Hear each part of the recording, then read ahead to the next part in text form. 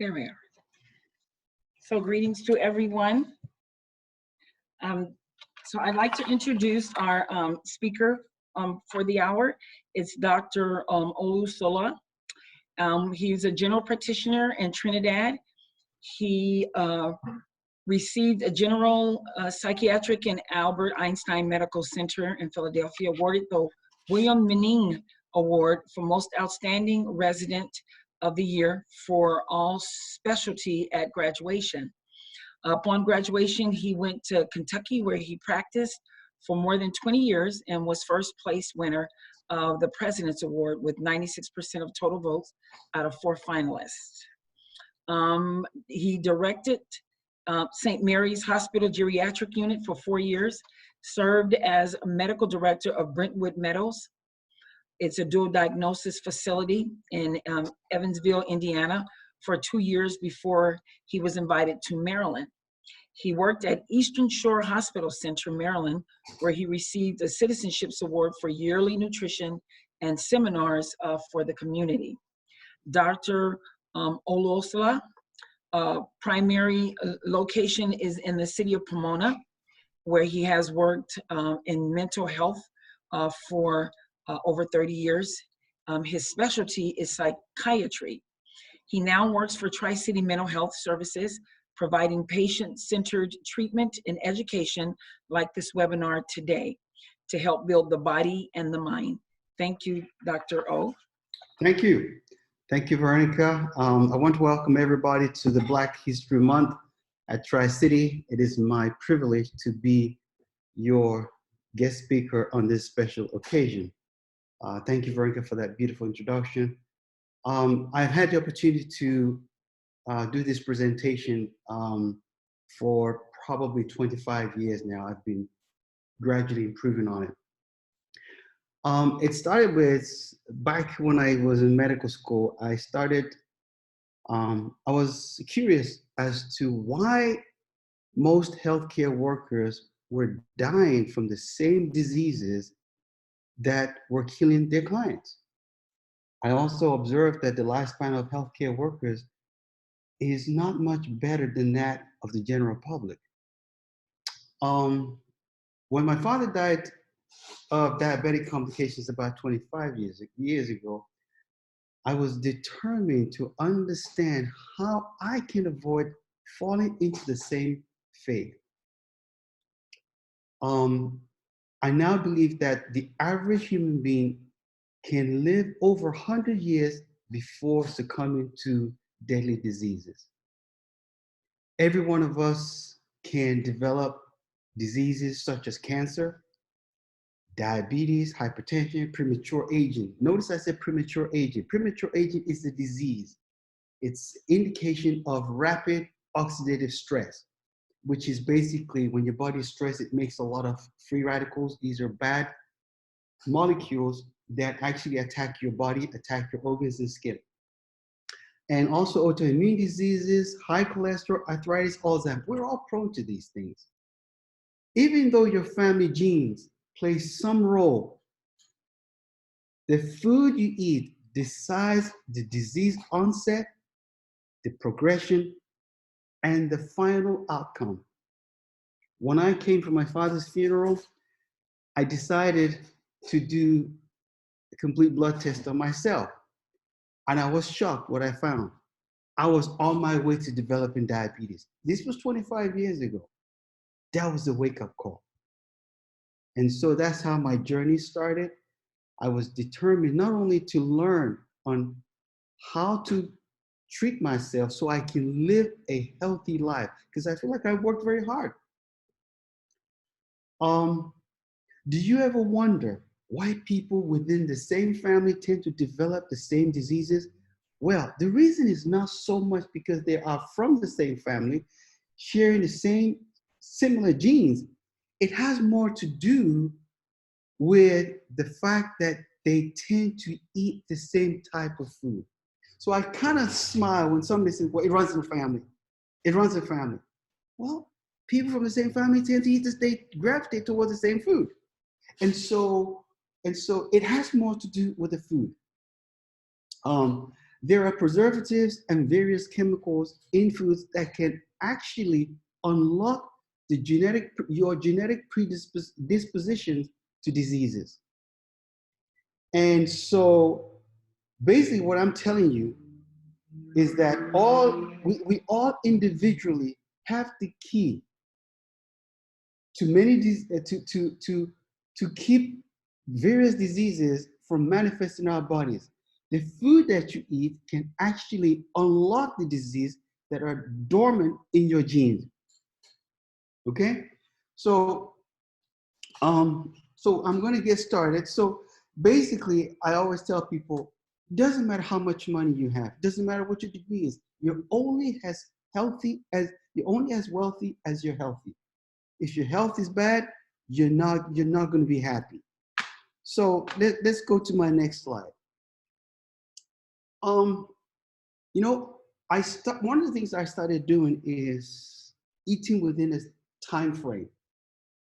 And recently, while I started to kind of do some stuff on the internet, just searching if there's any studies. And I found University of Alabama actually did a study of the best time to eat.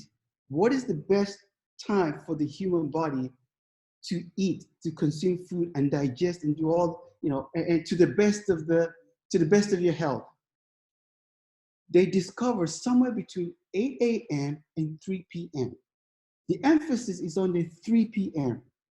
And we'll talk about that. You'll understand that as we go along. What they noticed in their patients is that various chronic illnesses showed significant signs of improvement. Diabetes and hypertension were reversed.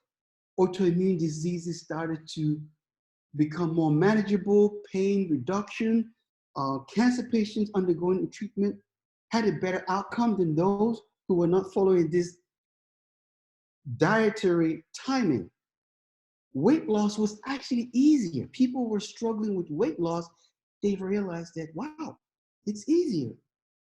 And also they showed cholesterol reduction. There were other things that they noticed, but we're not going to go through all of them. Now I want to talk about the circadian rhythm. This is the biological regulation of your sleep-wake cycle. It's controlled from the brain. The brain, when you're awake, certain physiological processes are just go into action in your body. And I want to highlight the most important ones. When you're awake and you're eating, one of the things they realized was that the metabolism of sugar is highest in the morning. Why? Because if you stop eating at 3 o'clock, you know what happens? Your body, your cells are hungry. They're ready. And so they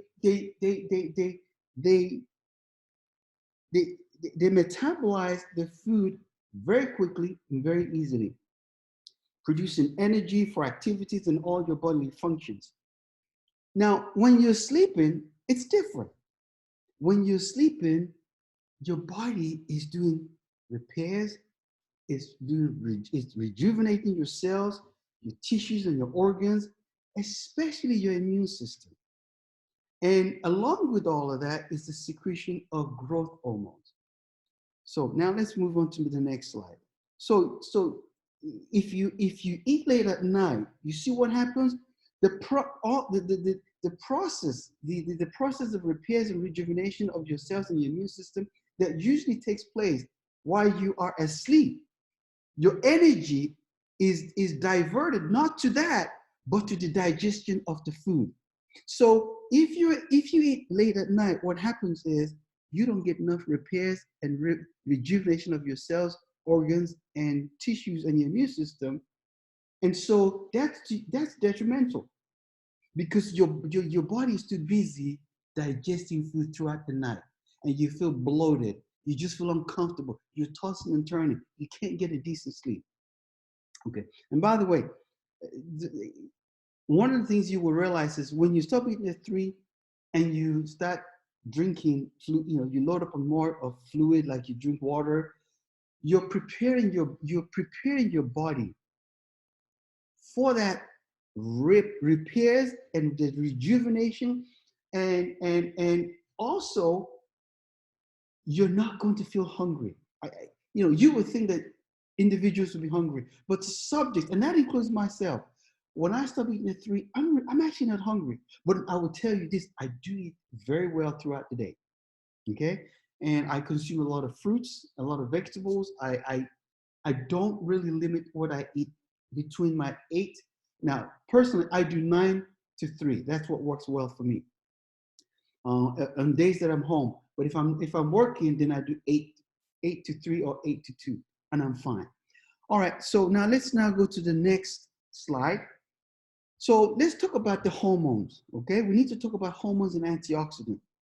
The highest production of these of growth hormones and the most powerful antioxidant. People talk about eat blueberries, eat this, and eat this, eat this. So for antioxidants, well, antioxidants and growth hormone are primarily produced when you are asleep. So the more you get a restful sleep, the more your body is able to produce growth hormone. And the growth hormone is secreted by your pituitary gland in your brain. What does it do? It's the master hormone that helps your body to heal from all the work, all the stress of the day while you were awake. The growth hormones it repairs damaged tissues in your joints, in your body, in your cells. It goes into repairs. And it also helps, it has a big role in production of collagen production. Now, collagen is very important because what makes a baby's skin nice and soft and smooth is collagen. You hear people getting collagen injected into their faces and body. Part of the reason why people age so badly is they stress themselves so much throughout the day, and at night they're busy looking at their cell phone, surfing on Facebook. They're not getting enough sleep. And so you're not having, your brain is not producing adequate growth hormones to help you make adequate collagen. Okay? Of course, along with the collagen, you also need vitamin C. So if you're eating lots of fruits and vegetables and you're sleeping well, you will be maximizing your growth hormone production. Okay, so I want you to keep that in mind. The next thing is glutathione is a chemical, the most powerful. There is no fruits or vegetable that has the efficiency of the antioxidant effect of glutathione. So glutathione is the most powerful antioxidant. You can't get it from food. You cannot get it from pills. It doesn't work. And it's produced in the liver. Guess when the maximum production kicks in when you are asleep. So I want to emphasize the importance of sleep. Sleep is important because you need it for growth hormone and glutathione. And when when you're eating things like broccoli, cauliflower, which contain selenium, and you're eating fruits and vegetables, which is why you often hear fruits and vegetables are good for your plant-based diet. Well, it doesn't have to be plant-based diet, because not everybody can be a vegan, not everybody can be a vegetarian. But you need to consume enough vegetables, especially the cruciferous vegetables like broccoli. I eat broccoli every day, pretty much every day, because it's very, very important for the functioning of my body. And so things like selenium, vitamin C, and you get from things like broccoli and vitamin C from your fruits, are very, very important in maximizing your glutathione production. Alcohol, on the other hand, stresses the liver and reduces the production of glutathione. That's why you find alcoholics, they age very badly. And because their liver is not producing glutathione, you know what happens? Glutathione is important for neutralizing free radicals. Free radicals is what causes cancer. It basically, when you have too much free radicals, you basically just age. And you're more susceptible to diseases. They're just toxic to your body. And so glutathione, your liver is designed to neutralize their effect. So if a person's drinking too much alcohol, especially smoking, then what cigarette does is cigarette actually increases the free radical production. Free radicals are the toxic material that antioxidants neutralize, and the most powerful antioxidant is glutathione. And so you have people running around taking all these pills and stuff. Your body produces its natural antioxidant. You just need to give it the food material. Better that you buy yourself good fresh fruits and vegetables and let your body use those natural substances in your food to keep you young, vibrant, healthy. Now let's go on to the next slide. Now I want to talk about the gastrointestinal tract. You on the outside, we have our skin. The skin is a barrier. It protects us from germs. If we're walking around without no skin, well, all the pollution will get inside our bloodstream and you will die very quickly.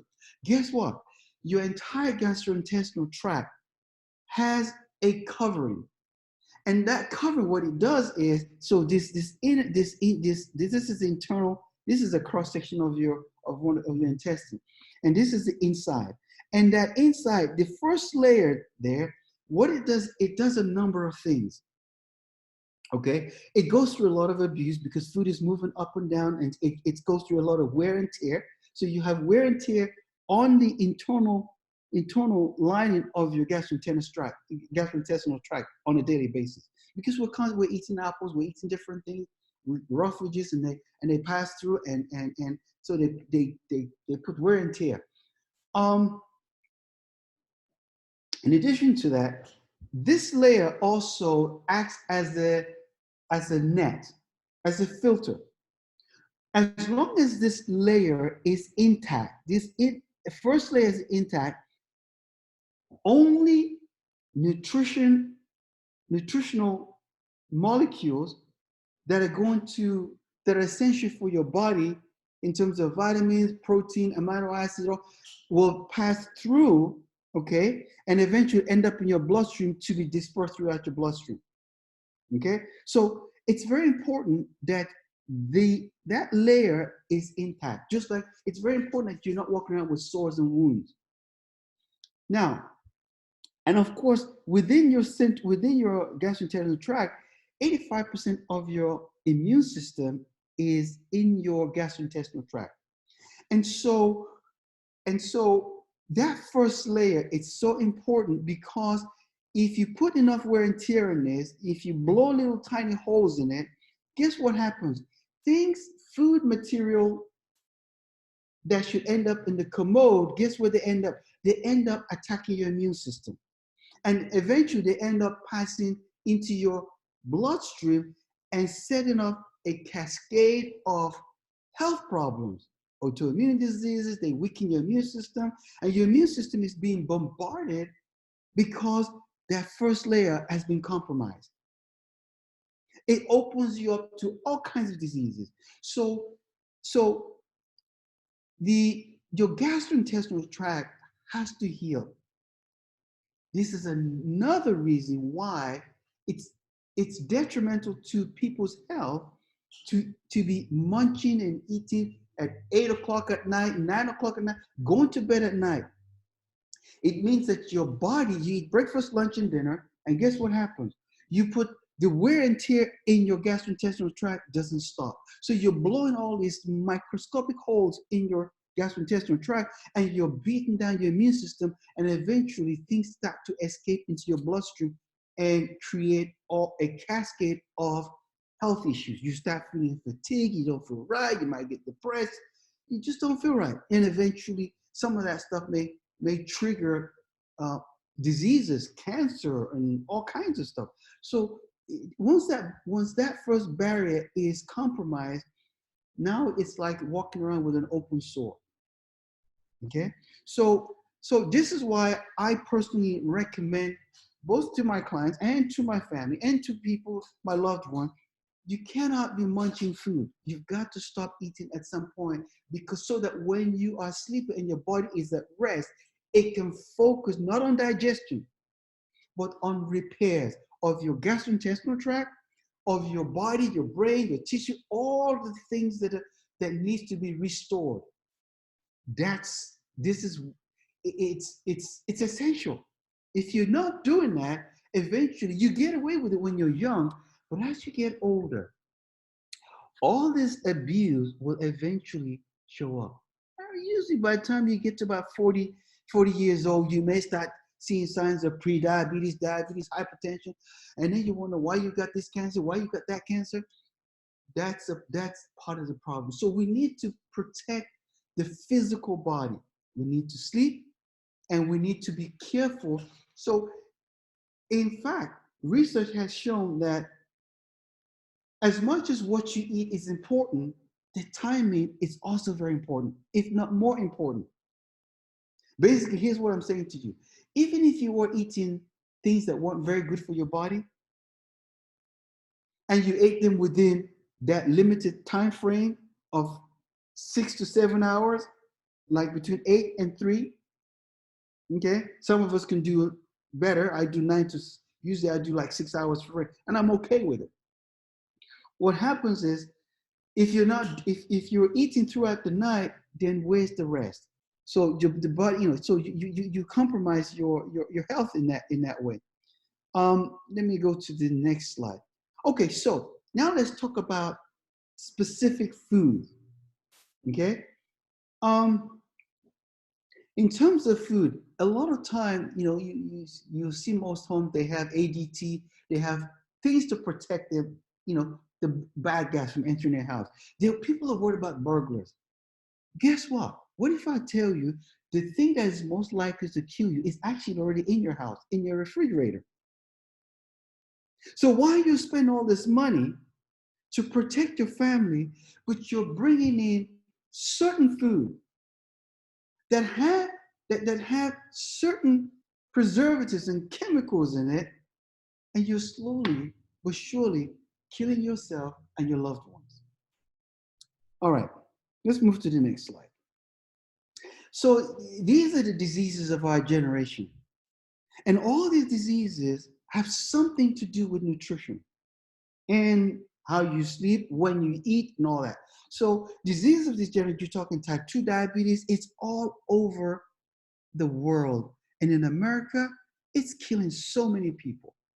Myocardial infarction, otherwise known as heart attack, hypertension, obesity, cancer, high cholesterol, strokes, and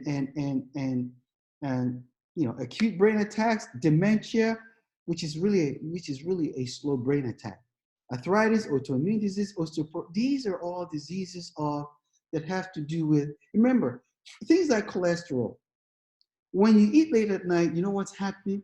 Your body, instead of repairing and restoring and rejuvenating, it's busy digesting. And since you're not active at night, guess what? It converts that excess calorie that you carried in your belly to your to bed. It carries it, and what it does is it stores it. So it stores it in terms of fat and cholesterol. Okay. All right. Let me now let's move to the next slide. All right. Most people, when they go to the gas station to fill up the gas tank, if you stand back, observe what they do. They check the gas type before they pump the gas.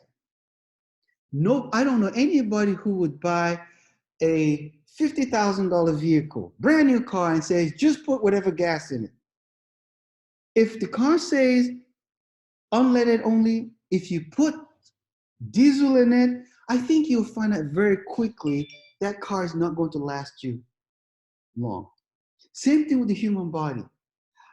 One of the things I encourage people to do is read labels. Know what's in your food. Don't assume that the food industry is your friend. The food industry put things in the food to increase the shelf life of the food, so the food won't go bad by the time you get it. But what they put in it, the chemicals they put in there, which we're going to address in a minute, is not appropriate for your body. Some of those chemicals are like what diesel is to a gas tank that says unleaded only. So if you wouldn't put diesel in your unleaded gas tank, you would not, you shouldn't do the same, you shouldn't do that to your body. And I will say this to you: if food products were honestly labeled, all the stuff, what's in your cheese, what's in your, the acrylamide in your chips, these are very, very toxic things. You've got all these things, the sausages and the bacon. These are food that contain chemicals that are destructive to the human body. Now let's get into more details. Okay. I'm going to skip. Well, let me just say this briefly. We now know that autism is on the increase.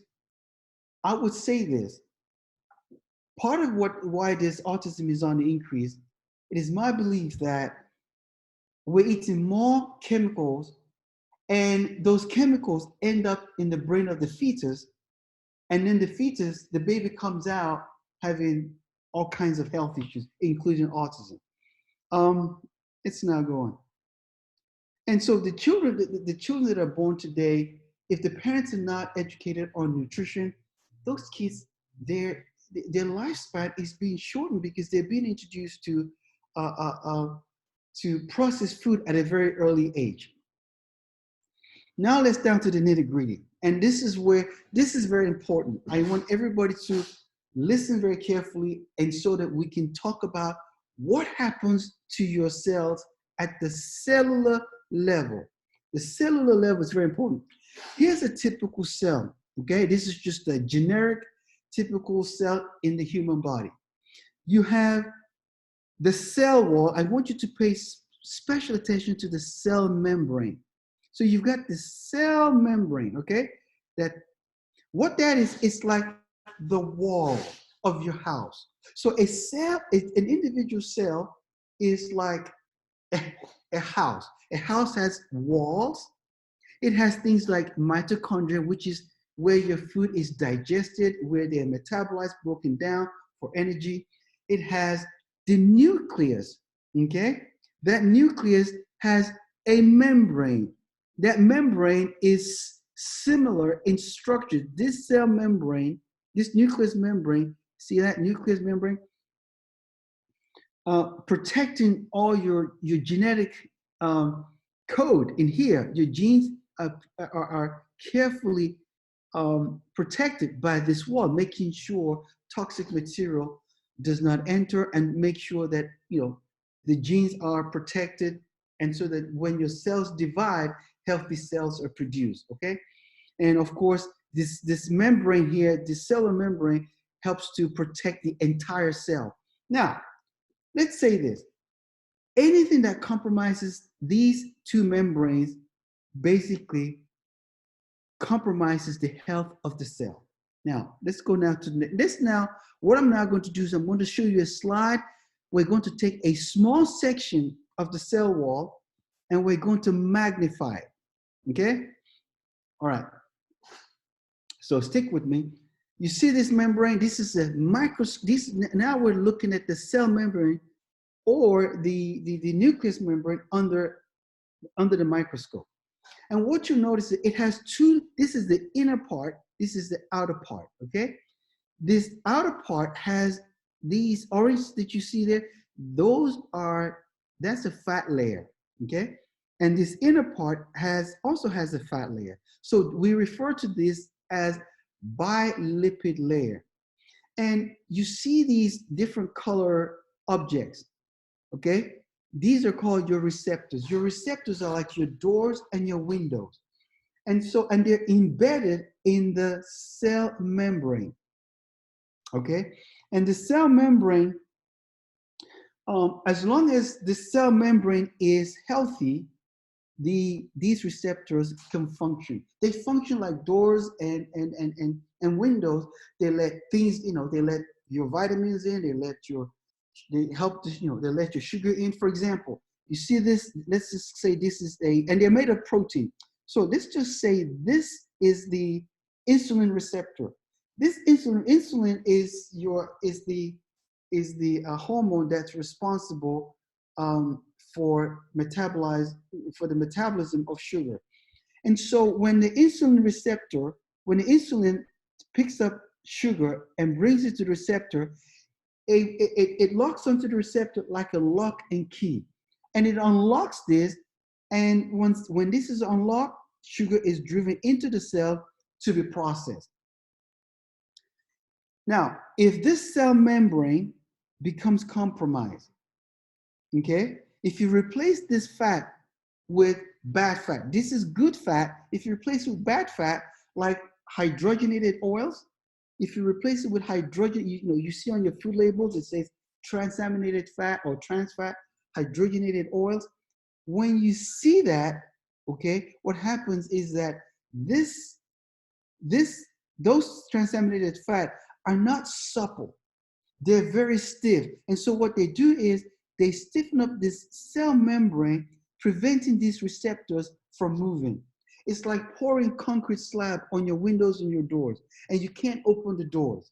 You can't bring in food. You can't get out of the house, and then you're running out of air. And eventually, if the people inside the house, the content of the house will get destroyed. The people living in the house cannot breathe. They cannot do anything. So if this fat layer, which allows oxygen in and carbon dioxide out, if you replace it with hydrogenated oil, what happens is the exchange of oxygen and carbon dioxide in and out of your cell is compromised. It's reduced. And so this cell is not going to last. It's going to age quicker. And it's the function that it's designed for, it's not going to be able to do what it's designed for, because it's weak. It's been compromised. The cell membrane. So the cell membrane is probably the most important part of a cell. And so let's now talk more about these transaminated fat. These transaminated fat, you find them in a lot of processed food. You find it in your burgers that you get from the grocery store. When you go to Walmart and you buy these cakes for your birthday, for your kids, it's got transaminated fat. It's got it in even the loaf of bread. The reason why that loaf of bread can sit on the shelf for so long is because they're produced with transaminated fat. So transaminated fat basically is plastic oil that looks like oil. And plastic does not decay. Plastic does not decay. So they use it to increase the shelf life of your food. But the problem is the human cell is not designed. It cannot utilize transaminated fat. It doesn't know what to do with it. What it does is actually it stiffens up your cell membrane and turns off your receptors. So now your receptors are frozen and you wonder why you're getting sick. And imagine when the receptors in your immune system throughout your body are being switched off, being locked in position, they cannot rotate, they cannot function. You're basically, you're fading away. That's what's going to happen. So now let's now try to understand how they produce this hydrogenated oil. I think it's important for you to understand it. They take regular soybean oil. I want you to remember that soybean oil and vegetable oil. Okay, the same vegetable oil that you can buy in a can, it's in the grocery store, or soybean oil. Yeah, those are okay. But they take that same oil, they take it back to the factory, and they put it in a gas chamber, in a massive gas chamber. And under high heat and pressure, using nickel as a catalyst. They force hydrogen gas into the oil. And by doing so, it becomes hydrogenated or transaminated. And transaminated oil on a physiological level is stiff. It's not supple. So when it becomes incorporated back into your cell membrane, so remember these hydrogenated oil, mainly the soybean oil and vegetable oil is the biggest tool. When that is now incorporated into your cell membrane, okay, that stiff transaminated oil, these receptors are frozen. And if the receptors can't work, the cells cannot function the way it's designed. So now your blood sugar is going up. You're having all these health issues. But the truth is, you're eating that burger, you're eating that potato chips that has transaminated fat. You read the label, it says soybean oil. You're eating that bread. So, we don't buy, in my household, we don't buy bread. We bake our bread. If we want to eat bread, we actually bake it. Anything, we don't eat anything from the bakeries, from the stores. We make it ourselves. And if we don't have time to make it, then we don't have it. We like to make things from the scratch. So I want to encourage people to to pay attention to labels. So you're looking for specific words. You're looking for words such as transaminated fat, hydrogenated fat, soybean oil, vegetable oil. Those are the words that tells you the food that you're feeding your family contains hydrogenated oil. Now, most of you have one or two of these in your household, and you're feeding it to your children or your grandchildren and feeding it to yourself. Well, these three very popular peanut butters, which are probably the most common peanut butter throughout the United States in just about every household. If you read the labels, it will say soybean oil, vegetable oil. Soybean oil, vegetable oil. What does that mean? That means you're feeding your children, your family, and yourself plastic oil. And that plastic oil, long enough, you feed a child from the age of 2-3 years old with these peanut butter, I promise you, by the time he's 40, he's going to have some very, very serious cardiovascular problems. Because you see, these hydrogenated oils, there's a number of problems with them. Number one, they are inflammatory. When you consume them, your body senses inflammation. It doesn't know what to do with it. So your immune system is fighting. And when your body senses inflammation based on the food that you're eating, what happens is your liver starts to kicks into high cholesterol production. Because cholesterol is basically the Band-Aid. What happens is the transaminated fat, these hydrogenated oils, they irritate the endothelial lining of your arteries. And that leads to production of more cholesterol, and the cholesterol is then the endothelial lining of your arteries. And so now you've got clogged artery. So by the time a child gets to about 40, if you open that child up and you look inside, you will notice that the coronary arteries and arteries and all the vessels are clogged with fat. And then you might say, well, but he's exercising. Somebody might say, well, my husband or my father, they work out all day. That's not enough. You cannot put diesel in an unleaded gas tank and think that by driving it fast around the train track, you're gonna burn off that diesel and the engine's gonna be okay. No, if you put transaminated fat in your body, you're basically setting yourself up and your family up for health crisis. Now, sausages is one of the most hydrogenated food in the world. You will not find sausages that are not hydrogenated in the stores. They taste good. And I used to eat that stuff. I used to kill, because I didn't know. I was a young physician. I could afford whatever I want. I just packed my refrigerator. I just, I would get out my barbecue, my grill, and grill sausages and eat them. It was a quick fix. But my cholesterol was going up. I was getting diabetes. I was pre-diabetic in my 30s. Fortunately, the death of my father opened my eyes, and that's when I got on the kick and started researching. Today, at 63, I am the best. I have never felt so good. I don't have diseases in my body. Okay, I feel great. I feel fantastic. So I want to encourage people to read labels. Read labels. And if you got sausages or bacon in your house, if you read the label, you will find it will say soybean oil, vegetable oil, partially hydrogenated oil. You're looking for these are words. Now there's so many other things that we can talk about, but I'm trying to highlight the most important thing because for considering the short time that we have.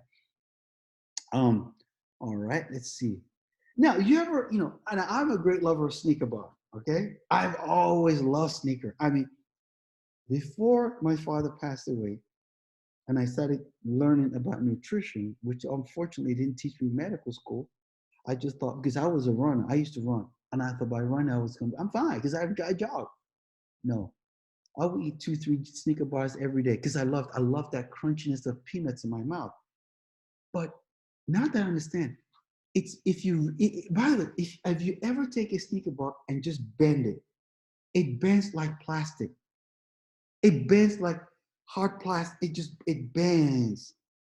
Now, you know why? Because it's made with most of your candies are made with the worst kind of, not just sneaker bar, I'm not just speaking of sneaker, most of your chocolate bars and stuff, they're made out of what you call partially hydrogenated oils. That is actually the most plastic food you can eat. It clogs you up everywhere. It freezes up all your receptors.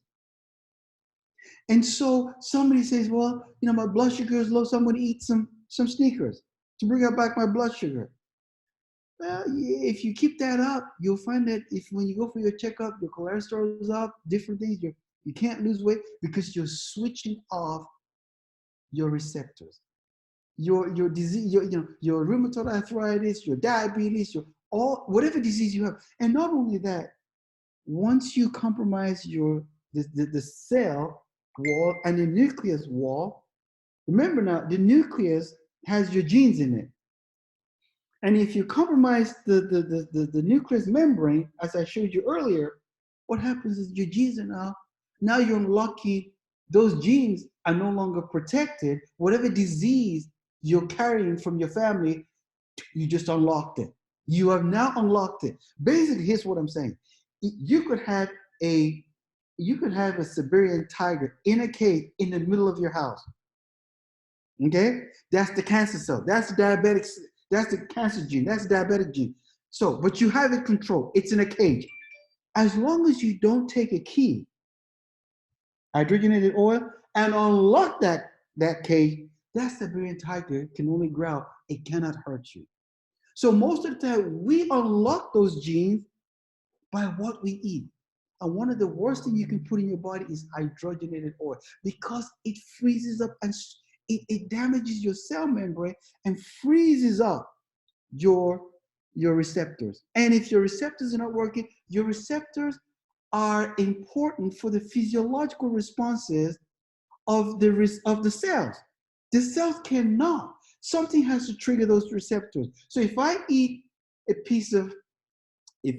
fruit right now, my body secretes insulin. The insulin takes the sugar from that fruit, takes it to my body cells, and my receptors, because they're working very well, recognizes the receptor, lock and key, and what does it do? It allows the sugar in. The sugar is metabolized, so my blood sugar doesn't go sky high.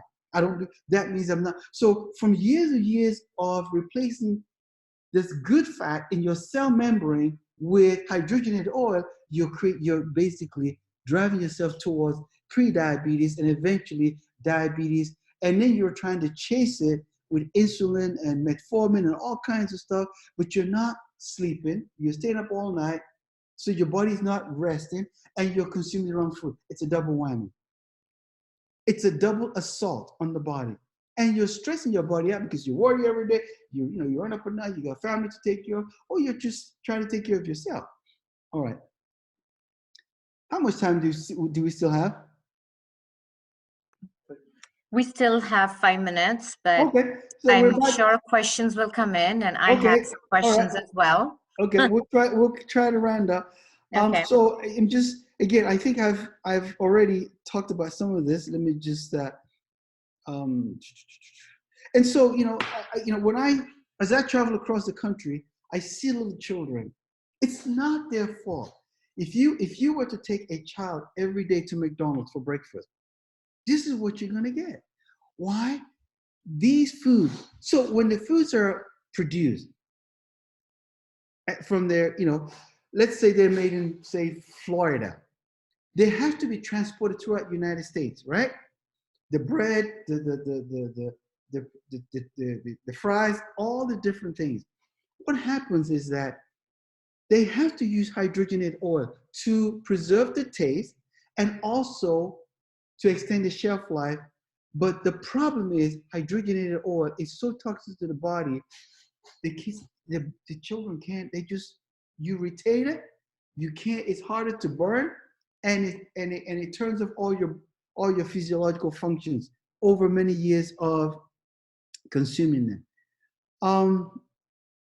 Okay, so I've already talked about this. When you eat too much hydrogenated oils, what happens is that it causes an inflammatory process in your body and causes scarring of your blood vessels.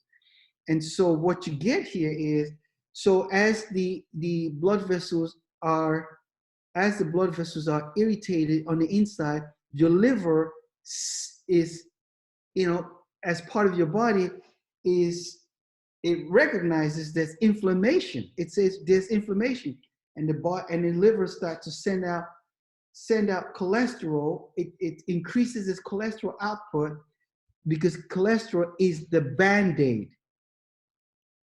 When you have high cholesterol, it's indication of inflammation, and so the liver produces more cholesterol. So you start off like this as a kid, and your parents start to feed you McDonald's, chips, Snicker bars, and that's what you like. Yeah, oh, that's what Johnny likes. Everybody just keep, oh, he's a kid, he'll burn it off.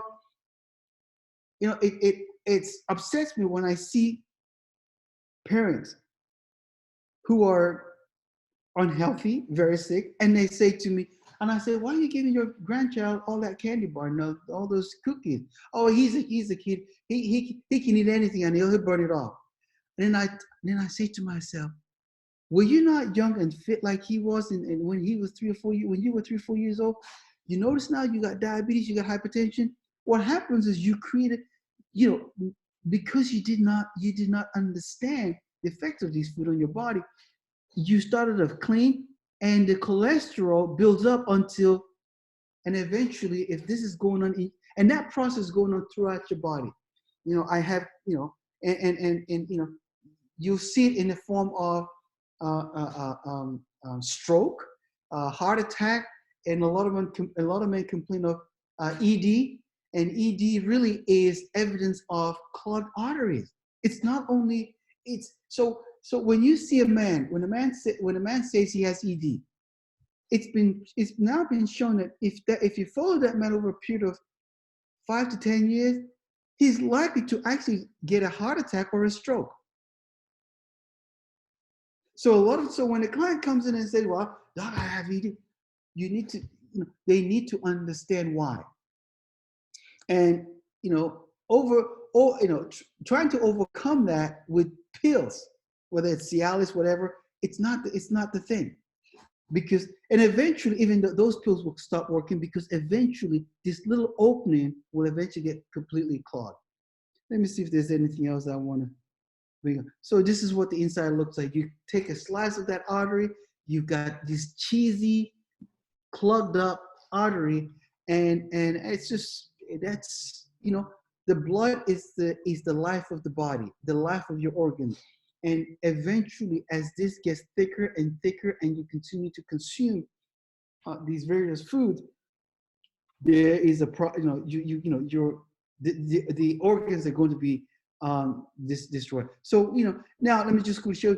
So Dr. O, yeah. sorry, we have 1 minute left. Okay, yeah, I'm about to round up. Okay. So when the blood vessels, as I showed you, get clotted with arteries, with the cholesterol, as I was explaining earlier, this is a normal brain. And since blood flow is the life of the brain, guess what? When you reduce the blood flow, the brain begins to shrink. And this is what they call in Alzheimer's. So what is really how do you prevent Alzheimer's? If you have a parent that has Alzheimer's or a parent that has a heart attack, how do you prevent that?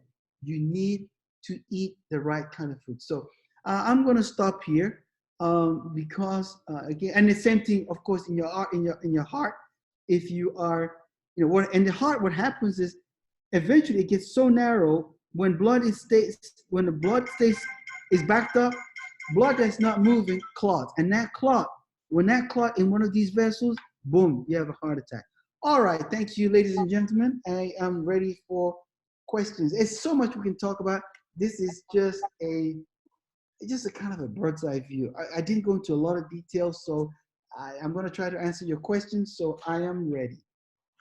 Dr. O, that was a wonderful presentation. Thank you so much. And definitely no candy in my house moving forward. And definitely I'm going to keep track of the kind of fats I am eating as well. So thank you so much for that. I have a quick question. What are your views on intermittent fasting? Because that's something I've been hearing a lot, not only with my colleagues, but also with our clients at Tri-City. So I just wanted to get your views on that. All right. Intermittent fasting is actually, I endorse it. And the reason why is the body needs a time to rest. Remember what I said about the gastrointestinal tract. When we eat, we put wear and tear on it. And it's your gastrointestinal tract is the gateway to your body. And if we put wear and tear on it and don't give it time to rest, then we're going to eventually get sick. However, there's more to just fasting. Okay? For example, if you compare those who fast from let's say 8 p.m.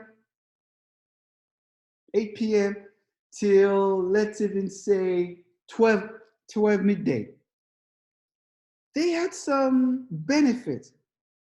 But the best time, that sweet spot, is like between 8 a.m. and 3 p.m. Why? For the very thing that I explained. Because you're basically in sync with your circadian rhythm. And when you're in sync with your body physiology, where you're eating between 8 and 3, and you eat till your belly is full, and you're walking around, you're thinking, your body's active at that moment. However, in the evening, your body now needs to slow down, and then instead of working, instead of spending energy to digest food, which it doesn't need when it's sleeping, your body is empty by 12 midnight, and it's now doing all that repairs. You have high production of glutathione from your liver, and high production of growth hormones, and so you stay young. You maintain nice skin. You don't age. You don't wrinkle. So it's. I believe in intermittent fasting. But I think what a lot of people are missing is the correct timing. What's the best time? And I know there's another question. I'm not sure exactly how the person wants to ask because that person's on the phone. That person wants to know about juicing. Is there anything you would like to? Yes, okay. I don't juice I make smoothies. Every day I take small jars about this size, okay? And we blend. We have usually make about 10 of these, okay? This is the jar from the kimchi that I have in my house. I have several jars. And so we have kale, spinach, um, celery, parsley, um, and also use ginger. We make fresh ginger, and then we use that ginger. We blend ginger, we boil it, and then put the water in the refrigerator. And it's that ginger tea that we make. We then use it as the base for the green smoothie. So we do green smoothie. You need fiber. Fiber is good for you. Fiber helps to clean the gastrointestinal tract. It keeps things, it also protects you. It doesn't allow sugar to move rapidly from your intestine into your bloodstream. Hence, you don't have spike in blood sugar. So, fiber is very important, and it also adds strength to the muscles of your intestinal wall and keeping them healthy by doing so. So I think as far as fruits, I don't even use fruits. What I do is we do make fruits, and what we do is we make fresh ginger tea, and we also make fresh. We actually use the actual ginger root, and we also make we take turmeric roots, we peel them, and we blend it in water, and then we bring both of them separately to a boil. With the turmeric, we add black pepper so that the curcumin can be absorbed. Okay, so and then the next day we pour, like 2 cups of each in a nice Vitamix, and we throw in papayas, pineapples, an orange, apples, and by the way, when we do make the green smoothie with all those vegetables, we always use kiwi and green apples, lots of it, because we make it nice. The most important thing in making a green smoothie is avocado. Without avocado, the texture is not going to be creamy. So if you want it to be creamy, you have to add avocado. Some people like to use bananas. That's okay with me also. But as far as juicing, I don't juice until I make smoothies. So we use pineapples. Sometimes we use mangoes, and we make lots of it. If you open my refrigerator, it's got all this. It's got the green smoothie. It's already made, and we drink them over, and we fill it up and make sure it's airtight, and so it would last 2 to 3 days. So anytime we're thirsty, we drink a green smoothie, or we reach out for the fruit juice, the fruit smoothie. All Okay. right. Okay. I have another question. This person, it's about fasting, and wants to know what is a good example of intermittent fasting and what is recommended to eat when you come off the fast. All right. Okay. As I was saying earlier, the best form of fasting is, there are people who do 5 to 2 fasting, which means they eat whatever they want 5 days, and they take 2 days off they eat basically reduced calorie. I find that very hard to do. I think the body prefers consistency. So I like to, for me, I guess we can refer it to fasting, intermittent fasting, but for me, it's just a way of life. It's a way of life. It's not, that's what I do. And I've noticed that ever since I've been doing this, I don't have body aches and pain. My lab work always comes out perfect. So, but when I wake up in the morning, the first thing I do is I drink either a glass of warm tea, or just drink a nice tall, usually lemon water a lot of time.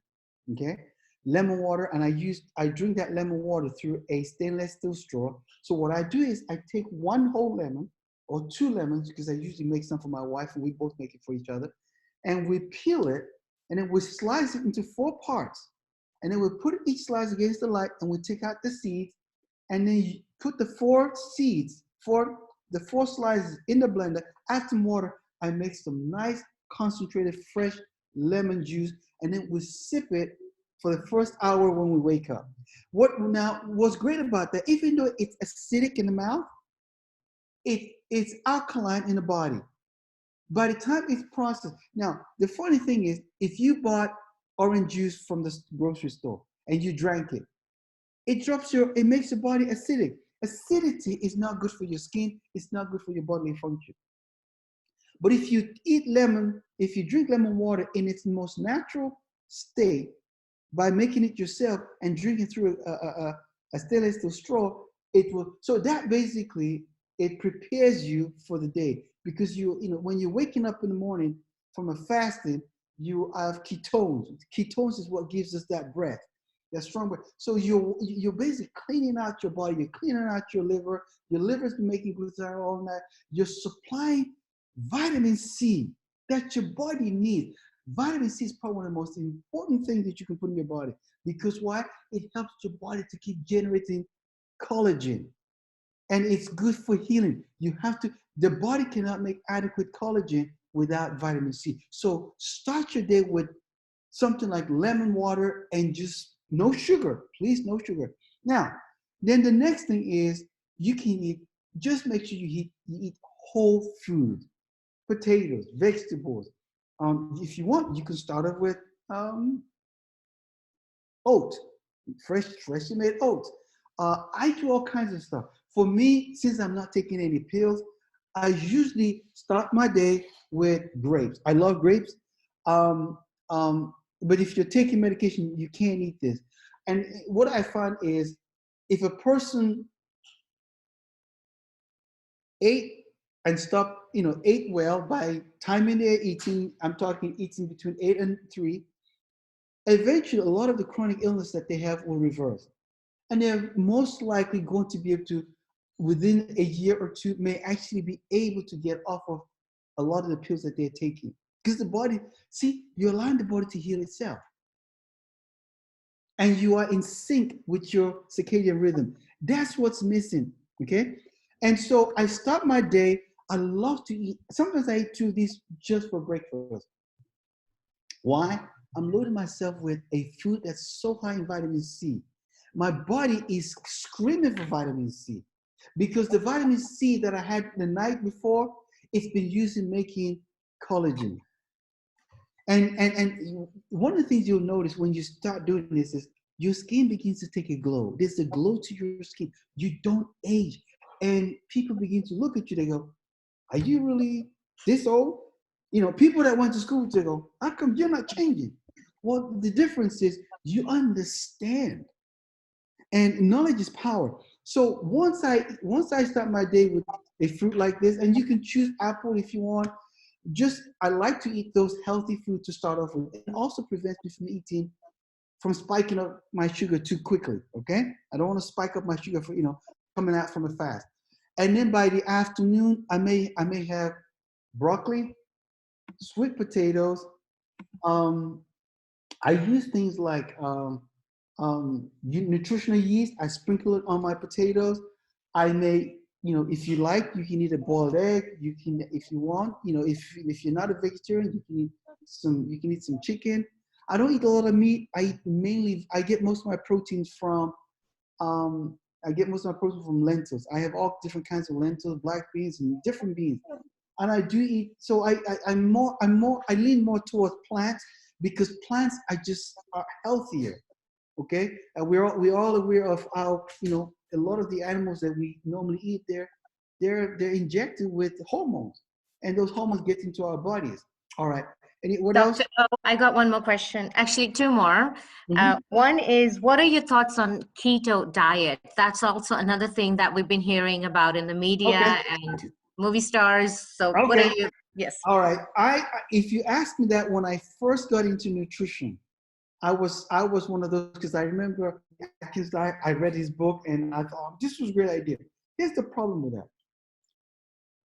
Just remember this: all your bodily functions are at their peak, when your body pH is between 7.35 to 7.45. So your body functions well in alkaline, okay?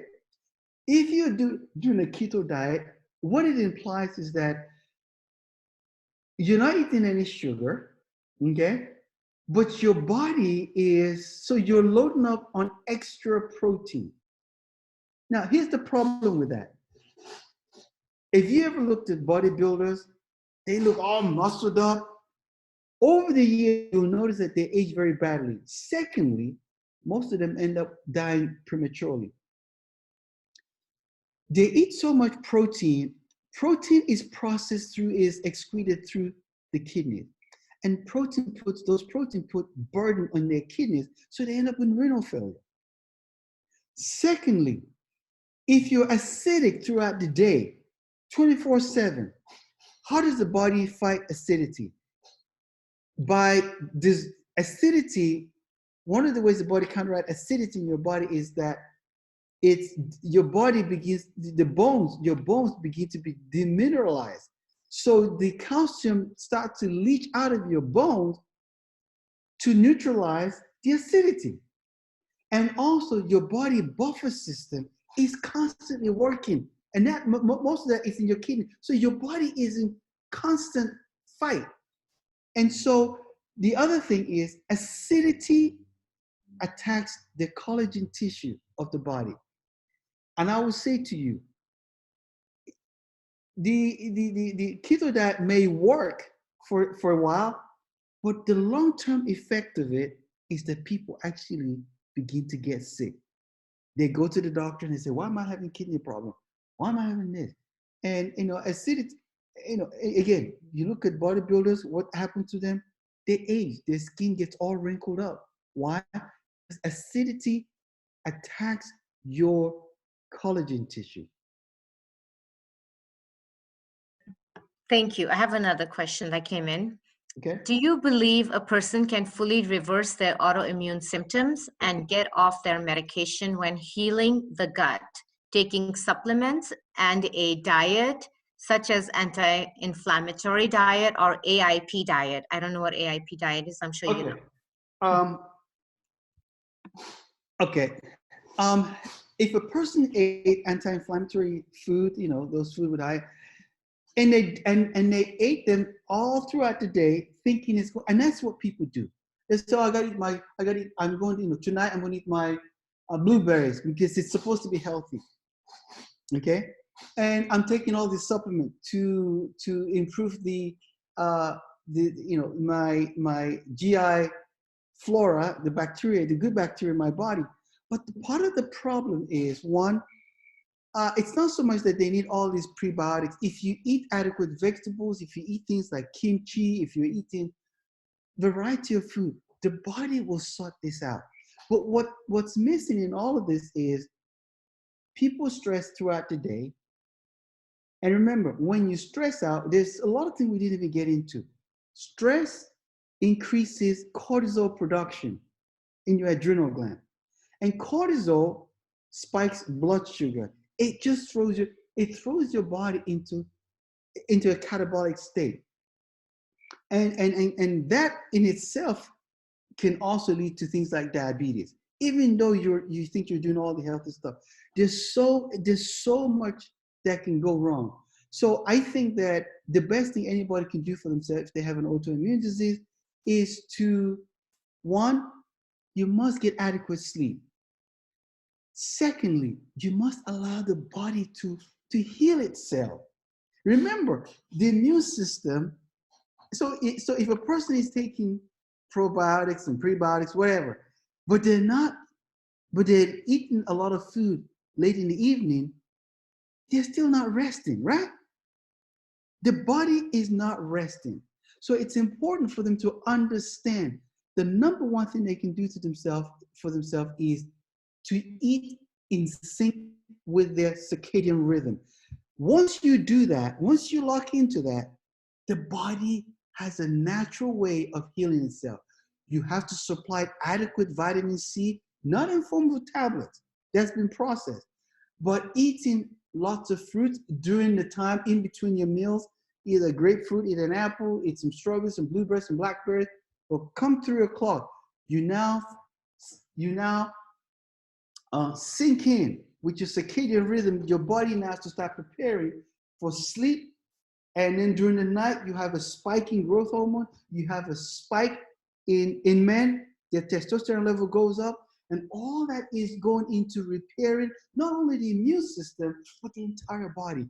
And that's why when you cut off your eating around 3 p.m. Now, some people can't do that because they have so much stuff. And I say to people, you can eat up to 5 o'clock just to get started. And then you can slowly decrease it to 4, then 3. But eat well during those hours. You'll see me in the office. I always have like pineapple. I'm a slice of pineapples, papaya. So in between my clients, I'm just shoving my face constantly. I'm loading up on vitamin C. I'm not counting calories. That's not the point here. The point here is for your eating to be in sync with your circadian rhythm. So another question. This is my question. I am Indian, and we eat lots of ghee. Do you know what ghee? Ghee is clarified butter. Yes. What do you think about that? By the way, my mother-in-law is half Indian. So there you go. So you understand ghee then. Yeah. So what do you think about, is this bad for my cholesterol? Is it good? What are your views on that? Just curious. I think it's okay. Again, it's all about the quantity. If it's in terms of, instead of using, there's some other, you use it instead of butter, right? Right. I would prefer, Yes. Mm-hmm. I would prefer you use ghee over butter because I just think it's healthier. And that's why, my wife she does a lot of, research on stuff. And, so she was the first one to introduce me to ghee, and she said, I read all about it. So I think it's okay. It's a substitute. So we have it in the house. And so sometimes we use it when it's appropriate. And we don't have things like cheese. We don't have butter in the house. Okay. Because they're just not healthy. They're just not healthy. Okay. So anything else? Thank you. Let me see if there are any other questions. I don't see any more questions. Veronica, do you see any? I just want to make sure I don't miss anything. And I know we're way past your time, Dr. O. Oh, I'm okay. I'm good. Okay. No, Veronica, anything else? I don't see anything else, and nobody's asked me anything. So yeah, Okay. that was he just wanted to clarify that if you're reducing, let me see if I can understand his question. He said that the healthy benefits of juicing, but Dr. O, I think you already answered it, because when you're separating the juice from the pulp or something like that, you're not getting the fiber. So I think you answered it. And you get a sugar spike, That's another problem. Yeah. So if I eat the whole orange, for example, it's safer for my body than for me to squeeze the juice out of it and eat it. So that juice goes from my stomach instantaneously. It hits my bloodstream. I get a sugar spike, and the sugar spike, you see, I think sometimes once this COVID is over, I'm going to do a series where I can really break. So what we did today is really just a snippet, just that. Yeah. I need to do a series of class where I break down sugar, protein, fat. I need to do that. But so you need if you eat a whole orange or an apple, one whole apple, your blood sugar doesn't spike because everything is the fiber. It prevents the juice from hitting your bloodstream.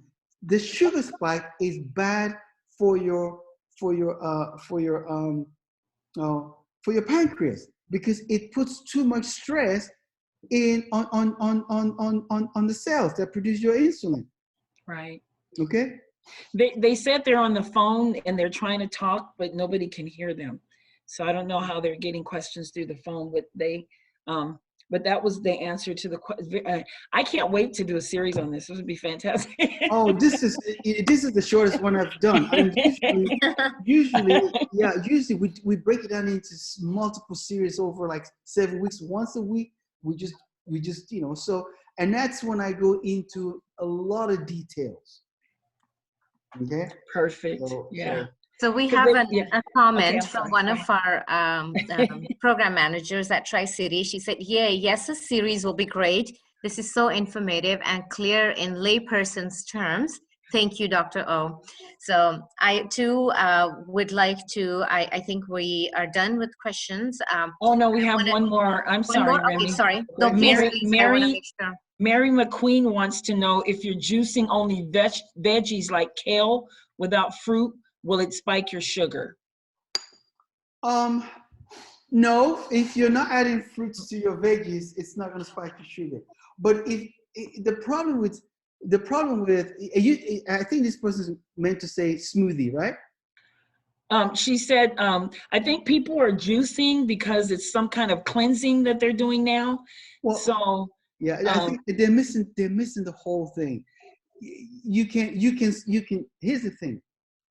Number one, if I buy vegetables, I get organic. Okay, you're throwing away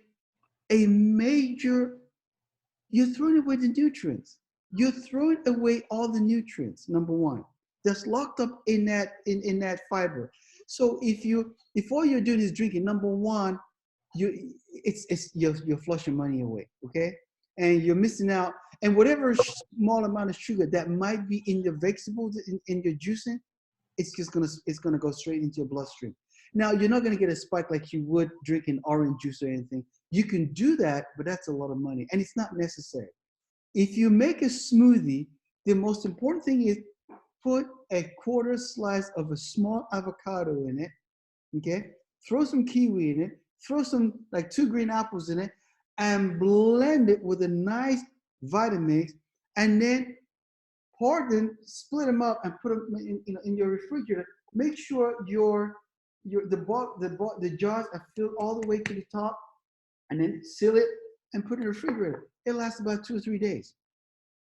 And also there's a satisfaction in when you eat. Yes. As human beings, we like to eat more than drink something. So Right. I think there's And that yes. as well. The brain feels satisfied. Satisfied. Yes. So that's why I tell you I eat a lot of papaya. And that's just wonderful. Papaya is so high in vitamin C. It's one of the best fruit you can eat. There's never a time when we go to the store, we pick up 3 or 4 papayas, and we go through a whole one in within 24 hours. So it rejuvenates your skin. It's good for the collagen production. It's vitamin C coming from fruits. It's so important.